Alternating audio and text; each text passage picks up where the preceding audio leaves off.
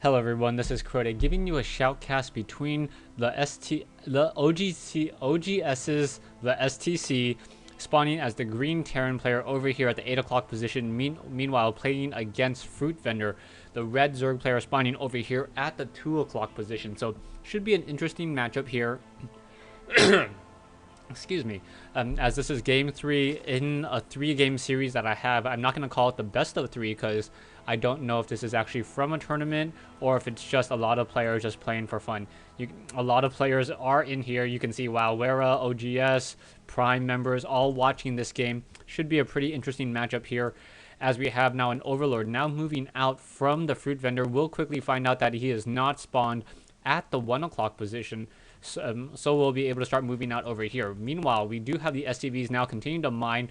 Also, a 10 supply depot most likely will be followed up with some sort of 12 racks. Now, interestingly enough, since this is going to be a cross spawn, these Xel'Naga watchtowers may come into play a little bit more, since there are only 2 ways to really get in between these 2 locations. These Xel'Naga watchtowers will be able to guard at least or gain you at least 50% of the map. In terms of any sort of incoming ground attack. Also, Overlords being positioned along this crevice, and this crevice will be able to also scout out any sort of incoming drop as well. Excuse me. Alright, so maybe I'll slow down my talking a little bit. Hopefully my voice will be alright. We do see an early 13 refinery coming in, or sorry, a standard 13 refinery coming into play. And we'll see whether if the STC tries to go for an early tech lab or saves that initial 75 gas or 25 gas for that factory. It does look like he is throwing down a tech lab, so it is going to be an early tech lab, and we do have an early spawning pool as well. So with this early spawning pool, I'm kind of curious on what exactly is going to be happening in this matchup. Normally I would have suspected that FruitVendor would have tried to have done some sort of fast expand over here on the low ground, and just because it is very common for a Zerg player to fast expand, it is fairly easy to defend, as well as it's a small short distance between your ramp and your hatchery. 1 or 2 spine crawlers in this position and this position as well can protect against a lot of any sort of harassment. Hellions are not able to go along that backside and try to do any sort of run by. We are going to see an SCV now come in from the STC, so STC will be able to head up there, and now Zerglion's going to go ahead and meet that one SCV, and we do already have that hatchery coming in, so it was like an 18 hatchery, so a little bit delayed, but I think it will help out even more in the long run. Are we going to get a second queen trained up? Most likely that is what we are waiting for. Yeah, a second queen now being trained as those Zerglions chasing after that one SCV. We do have this hatchery over here. Not quite sure why this queen is deciding to come over all the way over here. This hatchery is going to be there for quite some time and continue to build, and a queen off the creep is very, very dangerous for the queen. Back over here, the hatchery I'm going to be completing with this queen in just a moment, and we do see a bunker now being placed. So most likely, FruitVendor, suspecting that there's going to be some sort of bunker play, decided that it would be better and safer to have a queen down here on the low ground. But there is already a queen up here on the high ground to intercept this one Reaper over here. That one Reaper, oh, very, very low on hit points. Down it goes. So nicely done. Very, very smart play by FruitVendor in order to get this queen on the low ground, prevents any sort of bunker. But no, the bunker will be constructed. So that bunker will be constructed over there, and that's going to be a really, really bad sign, as this bunker will be able to gain sight. Oh, he does in fact see that there is this bunker over here. Gonna drop a creep tumor to try to increase the rate. And now Zerglion's over here trying to deal with these Reapers. However, we may get some nice Reaper surround. Yeah, one Reaper surround, down it goes. A second Reaper now gonna be forced to jump up onto that high ground. Are we gonna go after that bunker instead? That bunker now getting shot apart, and now that Reaper's just gonna go ahead and jump in there. Are these Zerglions gonna try to deal damage towards this command center over here? That one bunker absolutely critical. There is another bunker over here, however, with sight. So we'll see if any Reapers try to come into that position. There is one SCV sitting over here as well. One Overlord going to get shot down by Marines, as we are now going in from a tech lab on the barracks to a tech lab on that factory. Also, STC sitting on a fair amount of minerals, 600 minerals very early in the game, and that is something that you should not be proud of. Upgrading now to an orbital command, could have done that a little bit earlier, and now should be upgrading. Oh, upgrading infernal pre-igniter research, should be also training some Hellions once again. This one one bunker over here just offering sight, more like a proxy or a scout farm in Warcraft 3, except for you can cancel it and gain that sight back if any sort of Zerglings try to harass it. So that bunker will be there, and also now seeing that there's gas going down, deciding to pull back. Back over here, we do see we are still at tier 1, getting a Roach Warren and a Baneling Nest. So with a Roach Warren and a Baneling Nest, obviously you're going to be able to create roaches and banelings, but I'm really curious as to how this is going to work. This one bunker having 1 Reaper and 3 Marines, so any sort of Zergling harassment will quickly get taken down if they try to do some sort of run by. There is also the supply depot guarding that location over here to the north. So these banelings now being morphed over here at the 11 o'clock position may be able to scamper down and then run in and try to blast away some of these SCVs, trying to even up that whole entire economic game as the mules of STC keeping them in this game right now. We do see a couple of these Zerglings now hampering around, trying to do a little bit of a bait and switch as these banelings are going to be able to just scurry in, and are now SCVs already coming off the line. So those SCVs do not want to engage those banelings, now scampering away. Those banelings moving very slowly, movement speed of 2.5, and are those banelings going to be able to really do anything as those Zerglings already have the Infernal Pre-Igniter doing a good job of just trying to attack back and forth, and those Zerglings, oh, one splash there and another set of splashes, oh, not hitting any of those units. Banelings now come in and now trying to do some damage. At least they're going to be able to splash and take down one SCV, but that was it. So nicely done by the STC, making sure to not minimize the amount of damage that those banelings did. And really, all it did was some damage to the orbital command and one SCV taken down over here. We do now have some Zerglings over here on this high ground as these Hellions may try to do a little bit of pressuring.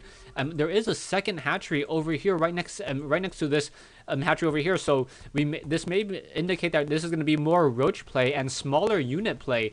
And the reason why you need an additional hatchery for smaller unit play is the amount of larvae that you need in order to generate. And now these Hellions going to try to do some sort of run by and then hit a lot of these drones. One drone already down and 2 more drones taken down. Is it going to get a 3rd drone? No, as these roaches now coming in, and they're just going to be able to simply destroy these Hellions. So these roaches on this ground are going to be able to destroy those. So roaches on creep, movement speed of a little bit faster. I'm not quite sure what, 2.8, 2.7 something. Don't get lost in the numbers. As Reapers and Hellions over here. Hellions are faster than roaches on creep, but I'm assuming that we should also get the movement upgrade for these roaches in just a moment as we are at tier 2. But it is just roaches. There is no Spire, and there are no Hydralisks. So very interesting play so far. This is going to be a 3 hatchery roach play. Not something that you see every day, as this one Hellion again, oh, Baneling just sacrificing himself into that one unit, and now that Hellion getting a little bit of splash, down it goes, taking down that Hellion. So nicely done. 2 Banelings for 1 Hellion, not quite that cost effective, but those Banelings were done for anyways. Hellions now moving across the map, perhaps going to try to get some kills over here. Hellions very fast movement speed, so we'll be able to do a decent amount of scouting, perhaps try to take down some of these larvae, as well as now drones coming in, and drones coming in at the wrong time. 2 drones quickly getting taken down, more drones now being pulled off, 4 drones total. A 5th drone as it was just about to be hatched, as now there are roaches coming in, and roaches, oh, unable to attack with that range of 3. So range of 3, unable to get that final attack in, as now we have some overlords in the air, perhaps to try to do some scouting. But however, this overlord now being scampered away by these Marines. So Marines now pushing away SCV over here, offering sight. We do have some Hellions now moving in, and those Hellions are going to quickly be spotted by those overlords back over here. Overlord finally being forced to push back off. So now we do have a lot of overlords spawning creep across the map. That is interesting, as these roaches now have a very fast movement speed, 3.67 I believe, when they're on creep. And that is very fast for a unit that you wouldn't consider a very fast movement speed unit. As these roaches can go, quickly, unable to snipe down one of those units, one of those Hellions. Hellions trying to back off. Will it be able to? As these Marines and Siege Tanks now going to go ahead and engage. These roaches are going to be forced to pull back. Overlords quickly getting shot down. One of them anyways. As we now see more roaches and Zerglings. Production-wise, we also see some Banelings now being produced. Roaches now scampering over here. We do see a Spine Crawler being placed over here as the center of the map now being taken control of by the STC. STC now throwing down a command center at these high-yield mineral locations. We'll be able to drop down some Siege Tanks, perhaps try to put some Siege Tanks here and here to guard this position, guard this very crucial choke point. As these Marines now move out, these Creep Tumors quickly going to get destroyed. Creep Tumors do count as structures, so Reapers are able to use their DA charges against them. I know someone commented that that was not possible, but I'm pretty sure that Reapers can use D8 charges against structures. Back over here, Overlord still offering a little bit of scouting, making sure that there's nothing, as there's now being revealed some Banelings, and now Banelings trying to do some sort of bombing run. So we may have a bomb run onto these Marines over here. Roaches now coming in. No, Roaches are not going to engage, as there are Overlords. These Overlords and Banelings now coming in. Overlords in the air, offering sight. Those units do not want to engage against those Banelings. Also do not want to engage against those Overlords. Overlords now trying to scamper away, trying to take down more and more of these units. Roaches have a very fast movement speed of 3 now, but 1 siege tank on that high ground. As these Banelings now move in, are we going to get some drops? Yeah, dropping all of these units, and now going to drop more Banelings, and whoa, beautifully done by FruitVendor. FruitVendor taking down so many of these units here. Now you can see the difference, 1475 versus 850. 1 siege tank going to fight against one, very nicely done, being picked up at the last moment. But wow, what a devastating hurt over there. We do have some Hydralisks and some Overlords here.